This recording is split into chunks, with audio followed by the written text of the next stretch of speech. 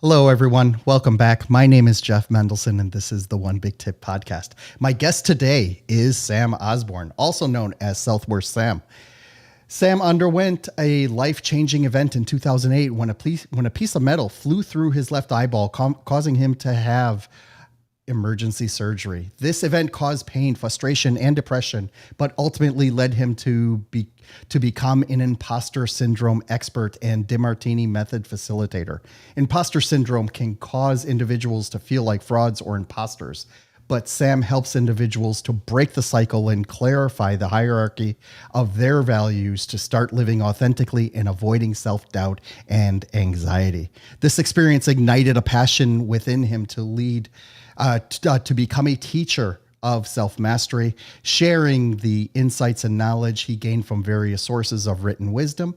He also believes in the transformative power of education and aims to inspire others to unlock their full potential. So I'm really excited to have Southworth Sam on the show today. Thank you so much for joining me, and welcome to the show. Jeff, thank you so much, and hello to all the listeners. It's an absolute pleasure to be talking with you all the way from Melbourne, Australia, in down under. How's everybody going today? I love it, man. So listen, do me a favor. Tell us a little bit about who you are and what makes you so amazing. Okay. Well, I call myself Southworth Sam because many years ago I didn't have too much self-worth and I wanted some. So you can imagine here's a guy around about 28 years of age wanting to start a small business as a professional entertainer, specifically as a human beatboxer. That is someone who can create realistic drum loop sound effects with their voice and sound effects. But I procrastinated doing something that I really loved, and I was going through imposter syndrome. And I put off my dream for a long time, but eventually I decided I've got to do something about this, and I started to explore what it meant to raise my self-worth, and I was able to discover some pretty interesting things about self-worth. And so I've decided to devote my life to helping others to raise their self-worth as well. I have a long background in education as a teacher for children, adolescents, and adults. And I've also got a entertainment background, of course, as the human beatboxer, also as a living statue performer. That's one of these people that stand in the street completely still in bizarre costumes and get paid to scare the living daylights out of people. It's a very satisfying job. And nowadays I am Southworth Sam, and I'm helping people to overcome imposter syndrome and raise their self-worth. What an amazing journey. I love the way you were describing that. I want to ask you something. What is the difference, though, in your opinion, between imposter syndrome and having low self-esteem? Right? It would seem to me that those are kind of like one and the same, but they can have different meanings to different people. Can you talk a little bit about that, and what are the nuances between the two? Yeah. So low self-esteem can be affected or be caused by many different things. It can be someone treating you like dirt and calling you names throughout childhood, and that can reduce your self-esteem. And it could be things like you've tried a certain thing and you've failed that many times that you feel bad about yourself. So self-esteem is quite a big area, or an experience that humans can go through, and it has many causes. Imposter syndrome, however, is a very specific type of self-doubt, and it's a psychological state of doubting your successes, doubting your intelligence, and doubting your achievements despite evidence of ongoing success. Imposter syndrome also comes along with a fear of being exposed as an intellectual fraud. And I'll just make the difference between imposter syndrome and general self-doubt. So self-doubt in general would be where a person has not ever done the particular task or had a particular job or started a business. They haven't got the experience and they're feeling some insecurities about doing it for the first time. That's not really imposter syndrome. That's just a general self-doubt. Imposter syndrome is where you have been doing that task for a while. You have been in your position. You've perhaps got some experience behind you In fact, it's a lot of people who have got a lot of experience behind them who often still feel like a fraud despite having the evidence of ongoing success. They've got the accolades on the wall.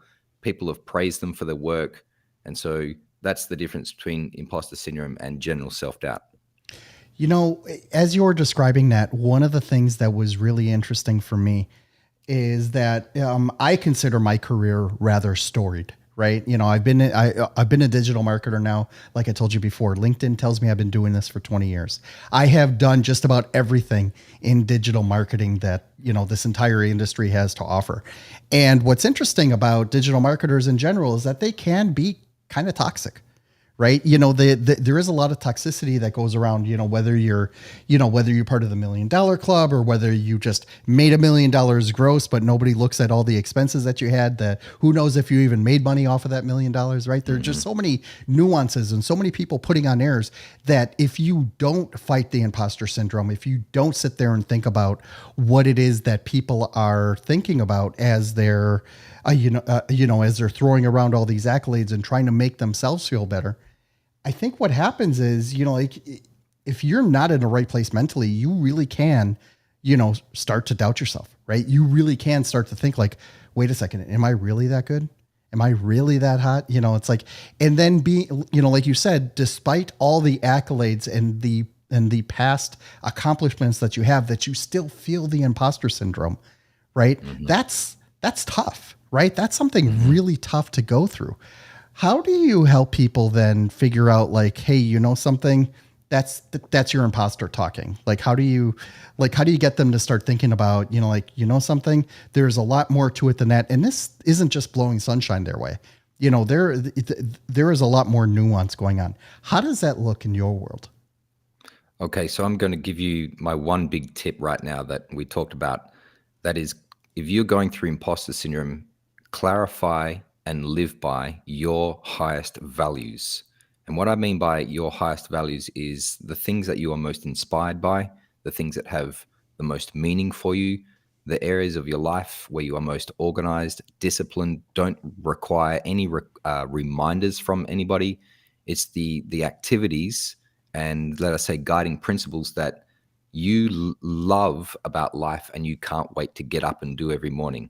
And you would do it even if you weren't being paid for it, so to speak. But you'll find that once you start to pursue your values, that you can actually build a business around it. But that's another thing. I'm going to say that the cause of imposter syndrome is when a person is living out of alignment with their highest values and they are trying to live up to somebody else's values. They're trying to inject somebody else's values into their life, and they are subordinating themselves to often one particular individual in their life or an idealized version of who they should be. And so there's a lot of moralizing going on inside someone's mind where they will minimize themselves in comparison to others. And therefore, that's where the imposter aspect comes in. They try to be this person up here rather than their authentic self. My mentor, Dr. John Demartini, once said, an individual who is living out of alignment with their values is an imposter, whereas an individual who is living in alignment with their values is authentic. So the solution to imposter syndrome is to clarify and live by your highest values. And I'll be happy to go through how to do that for you. Yeah, I'd love to learn a little bit more about it, principally because, like the way I see it, there are a lot of ways that, negative self-talk can really get you down, right? And you really got to keep that in check. You really have to think to yourself, like, something like, am I a great marketer? No, no, I'm not. Or actually, hell yeah, of course I am. But, maybe not for this particular niche. Maybe I'm better, like for that niche.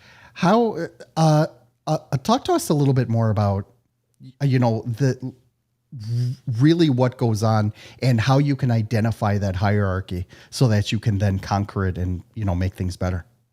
Okay. So for me, there are 7 areas of life, and there is spiritual. And when I mean spiritual, I mean your meaning and your purpose. There's financial, there's your physical, that could be your health, your vitality. There's your social life, there's your family life, there's There's your mental life and your vocation. So vocation is usually your job, your career, or your business. So they're just 7 areas of life that you can categorize life by. They're not the only areas, but it's just a nice framework. What I recommend to people is to put that list in order of priority from the most important to the least important. Just the 7 areas. Which of those areas are the most important down to the least important? And that can be a challenging exercise because you've got to really sit there and go, well, are finances more important to me than health? Is spiritual purpose more important to me than my family? And you have to grapple and struggle with it, but it's a very rewarding exercise to find out what you truly value. Now, here's the problem. Most people think they know what they value when in fact they are living by the values that their parents have lovingly tried to teach them to value, or they're living by the values that perhaps teachers or in a lot of case religious values or the values of society have been injecting and trying to shape people by. So trying to find your own values can be a bit of a struggle for people for the first time when they really go, what's in my heart and what do I really want to do? But here's an easy tip. Your life demonstrates your values. So you don't really have to look too far to find out hints about what you truly value. So you can look at where you spend your time, how you spend your money, what you like to think about, what conversation topics you like to have, how you spend your energy. And you can just look around. How do you fill your space, your physical space?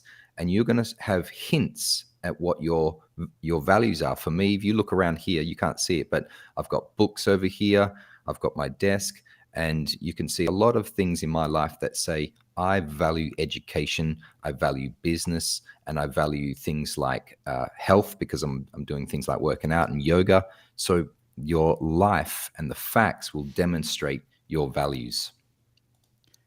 That's really profound, right? Because one of the, as you were describing that, I was looking around my man cave, right? The things that I have in here. Your man cave's cool. Thank you. Yeah. So I have, like the Marvel and the Star Wars stuff in the background. I have the colored lights, but also, as I was thinking about what you were saying, it's like, yeah, I enjoy not only creating businesses and creating opportunities, but also creating opportunities for others, right? Based on the people that work for me. I tell people all the time, I'm not looking to hire you just for a project. I'm looking for you to stick around for years, not months. Right. And those are the kinds of relationships that I crave, right? That I look for, that I try to, embody as well. It doesn't always work out like that, right? You're not always compatible with everybody, but for the most part, I feel like I've done a pretty good job of, keeping people around, and especially in different countries and different cultures, being able to get them to think about, hey, this Jeff, he's a really good guy.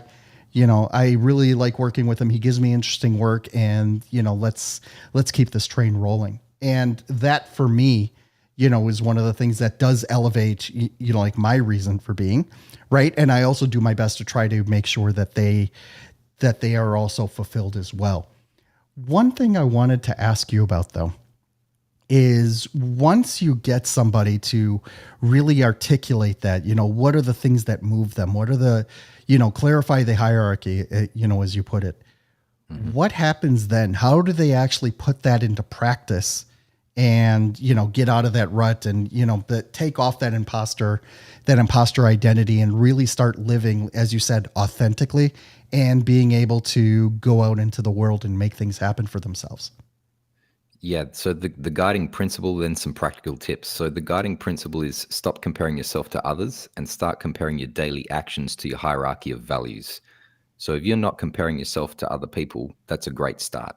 But if you compare yourself to your daily actions, to your hierarchy of values, you can say, well, did I do things today that are helping me to fulfill my highest values or not? That's a simple question you can ask. So the next step is to take your hierarchy of values, those 7 areas of life, and think, well, what are the activities and guiding principles and concepts that inspire me in each of those 7 areas of life, and start to add them to your daily life, to your schedule, and break them down into small, achievable tasks that you can use like a checklist at the end of the day. Say, what did I do today? What little activities did I complete today, or at least attempt, that are connected to fulfilling my highest values?